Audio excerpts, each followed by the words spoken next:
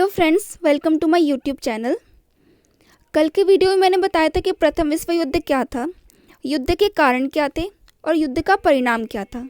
ठीक है, आज की वीडियो में मैं बताऊंगी प्रथम विश्व युद्ध क्या था, युद्ध के कारण क्या थे और युद्ध का क्या प्रभाव पड़ा था। ठीक है, तो जैसा कि मैंने कल की वीडियो में इन सबको डिटेल में बताया था, यानी कि प्रथम विश्व युद्ध को और युद्ध के कारण को पूरी डिटेल में बताया था, तो आज मैं रिपीट नहीं करूँगी।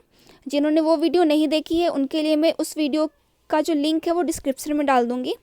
लेकिन हाँ, मैं अभी इसे बुलेट पॉइंट्स में बता देती हूँ। ठीक है, तो प्रथम विश्व युद्ध के बारे में जब हम लिखेंगे तो उसमें क्या क्या मेंशन करेंगे, उसमें हम मेंशन करेंगे कि ये युद्ध कब से कब तक चला था, इस युद्ध को और किस नाम से जाना जाता है, इस युद्ध में कितने लोगों की, कितने सैनिकों की मौत हुई थी, और ये जो युद्ध था ये किन किन खेमों के बीच में, किन किन गुटों के बीच में, किन किन देशों के बीच में हुआ था, जो भी। ठीक है, अब हम इसके कारण पे आएंगे। तो युद्ध के 6-7 कारण थे, जिसमें से पहला है जर्मनी की नई अंतर्राष्ट्रीय विस्तारवादी नीति, दूसरा परस्पर रक्षा सहयोग, तीसरा साम्राज्यवाद, चौथा सैन्यवाद, पांचवा राष्ट्रवाद, छठा किसी प्रभावशाली अंतर्राष्ट्रीय संस्था का अभाव, और सातवां तत्कालीन कारण था। ठीक है, अब हम इसके प्रभाव पे आएंगे।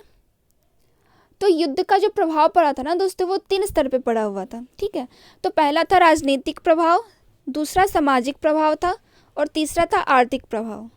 तो हम इसके राजनीतिक प्रभाव में देखते हैं। युद्ध की समाप्ति के बाद भारत में पंजाबी सैनिकों की वापसी ने उस प्रांत में औपनिवेशिक शासन के खिलाफ राजनीतिक गतिविधियों को भी उत्तेजित किया, जिसने आगे चलकर व्यापक विरोध प्रदर्शन का रूप ले लिया था। देखिए, जो फर्स्ट वर्ल्ड वॉर हो रहा था ना, उसमें जितने भी पंजाबी सैनिक थे, जो मारे गए वो तो मारे गए, लेकिन जो बच गए थे ना, वो अपने प्रांत वापस जा रहे थे। तो वहाँ पे क्या, तो औपनिवेशिक राजनीति चल रही थी। तो उनके अंदर जब राष्ट्रवाद उत्पन्न हुआ, उनके अंदर राष्ट्रवाद की भावना आई, तो उन्होंने क्या किया, उस औपनिवेशिक राजनीति के खिलाफ एक्शन लिया। ठीक है, जो कि आगे चलकर व्यापक विरोध प्रदर्शन के रूप में सामने आया। उल्लेखनीय है कि युद्ध के बाद पंजाब में राष्ट्रवाद का बड़े पैमाने पर प्रसार हुआ। सैनिकों का एक बड़ा भाग जो था ना, सक्रिय हो गया था। इसके बाद सक्रिय मतलब एक्टिव हो गया था। दूसरा है, जब 1919 का मॉन्टेग्यू चेम्सफोर्ड सुधार गृह शासन की अपेक्षाओं को पूरा करने में असफल रहा, तो भारत में राष्ट्रवाद और सामूहिक नागरिक अवज्ञा का उदय हुआ। 1919 में मॉन्टेग्यू चेम्सफोर्ड सुधार, ये क्या था, ये गृह शासन का था, लेकिन ये जो गृह शासन था ना, वो सुधार करने में असफल रहा था। ठीक है, तो इससे क्या हुआ कि भारत में राष्ट्रवाद और सामूहिक नागरिक अवज्ञा का उदय हुआ। युद्ध हेतु सैनिकों की जबरन भर्ती से उत्पन्न आक्रोश ने राष्ट्रवाद को बढ़ावा देने की पृष्ठभूमि तैयार की। देखिए दोस्तों, जब युद्ध हो रहा था ना, तो सैनिक मारे जा रहे थे, तो वहाँ पे क्या हुआ, सैनिकों की कमी होने लगी। तो वहाँ के जो शासक थे ना, उन्होंने अपने तरफ से लड़ने के लिए सैनिकों की जबरन भर्ती की, जिससे जो सैनिक थे उनमें आक्रोश भरा हुआ था। ठीक है, दूसरा है सामाजिक प्रभाव।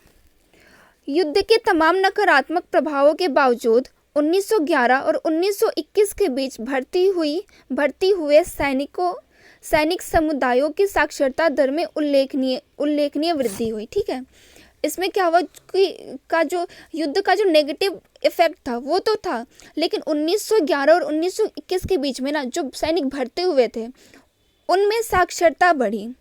ठीक है, युद्ध के मैदान में पुरुषों की उपयोगिता की धारणा का उन दिनों महत्व होने के कारण सैनिकों ने अपने विदेशी अभियानों हेतु पढ़ना लिखना सीखा। ठीक है, युद्ध में भाग लेने वाले विशेष समुदायों का सम्मान समाज में बढ़ गया। देखिए, जैसे हमारे फ्रीडम फाइटर्स थे, उनके लिए हमारे मन में सम्मान है। ठीक है, वैसे ही जो फर्स्ट वर्ल्ड वॉर जब हो रहा था, तो उस युद्ध में जितने भी सैनिक शामिल थे, अपनी जान पे लग करके वो युद्ध लड़ रहे थे, तो क्या हुआ, आम जनता में और लोगों में ना, क्या वो उनके प्रति सम्मान जगा। इसके अतिरिक्त गैर लड़ाकों की भी संख्या में भारत से भर्ती की गई, जैसे कि नर्स, डॉक्टर इत्यादि। अतः इस युद्ध के दौरान महिलाओं के कार्य क्षेत्र का भी विस्तार हुआ और उन्हें सामाजिक महत्व भी प्राप्त हुआ। देखिए, जब युद्ध चल रहा था तो कितने लोग घायल हो रहे थे, ठीक है। उस समय क्या जरूरत थी कि जब घायल हो रहे तो उनकी चिकित्सा की जाए, ठीक है। तो उस समय क्या हुआ, नर्स और डॉक्टर इत्यादि की भर्ती की गई। अब पहले वीडियो में मैंने बताया था, पिछले वीडियो में, कि जो महिलाएं थी ना, उन्होंने भी दफ्तर में और कारखानों में काम करना स्टार्ट कर दिया था।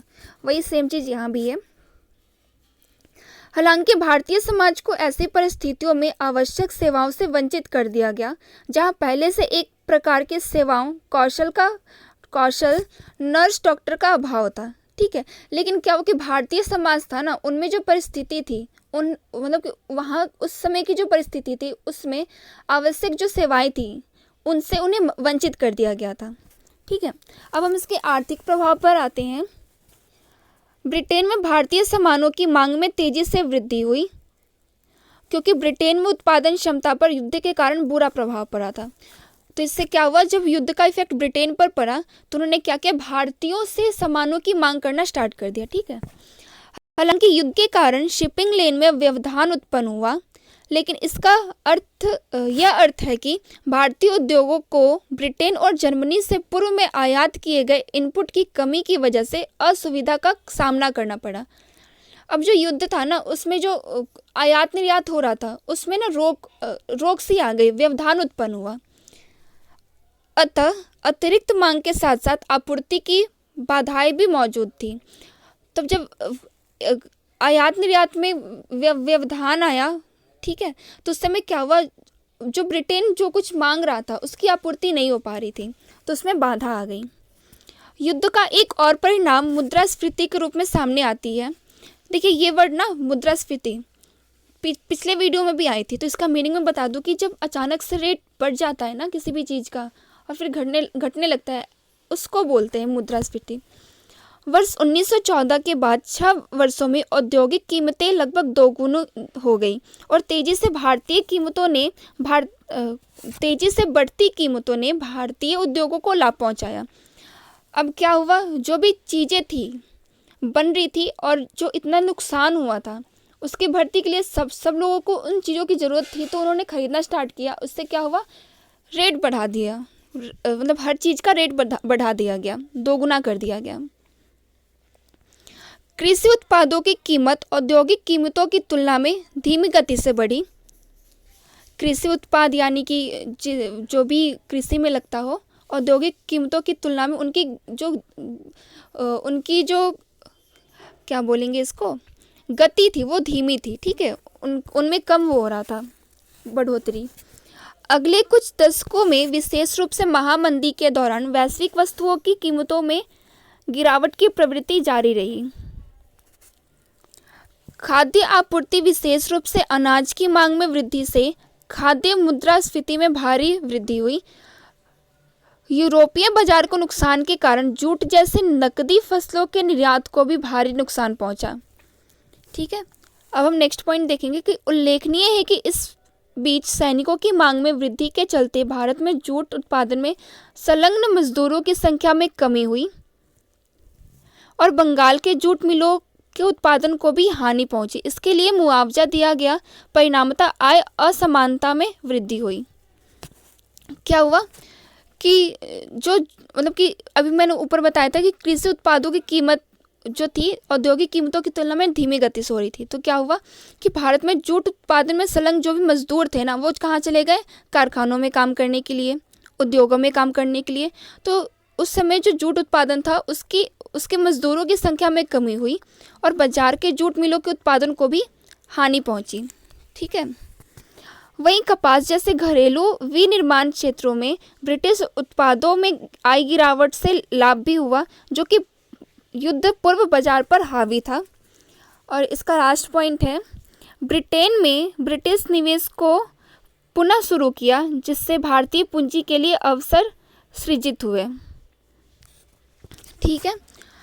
वीडियो को लास्ट तक देखने के लिए थैंक यू। आगे मैं ऐसी वीडियो डालती रहूँगी। अगर वीडियो अच्छा लगा हो तो वीडियो को लाइक कर दे, शेयर कर दे और मेरे चैनल को सब्सक्राइब कर दे। Thank you.